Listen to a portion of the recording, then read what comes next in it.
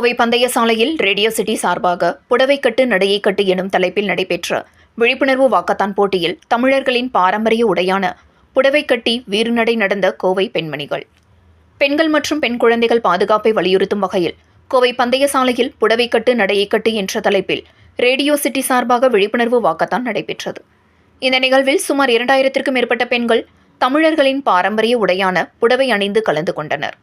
பெண்கள் மற்றும் குழந்தைகளின் பாதுகாப்பை பொதுமக்கள் மத்தியில் விழிப்புணர்வை ஏற்படுத்தும் நோக்கத்துடன் நடைபெற்ற இந்த நடைப்பயணத்தை கோவை மாநகர காவல் ஆணையர் சரவணன் சுந்தர் தொடங்கி வைத்தார்.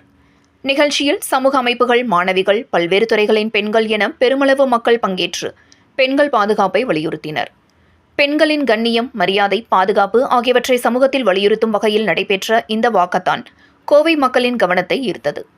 முன்னதாக காவல்துறையில் பெண்களுக்காக செயல்பட்டு வருகின்ற போலீஸ் அக்கா என்ற திட்டத்தின் கீழ் பணியாற்றும் பெண் காவலர்கள், பெண்களுக்கு எதிரான குற்றங்களை தடுக்க பல்வேறு பாடுபட்டவர்கள், பெண்களின் முன்னேற்றத்திற்காக பாடுபட்ட பெண் காவலர்கள் என அனைவருக்கும் சிறப்பு விருந்தினராக கலந்து கொண்ட கோவை மாநகர துணை ஆணையர் திவ்யா பாராட்டுகளை தெரிவித்து பரிசுகளும் பாராட்டு சான்றிதழ்களும் வழங்கி பெருமைப்படுத்தினார் என்பது குறிப்பிடத்தக்கது.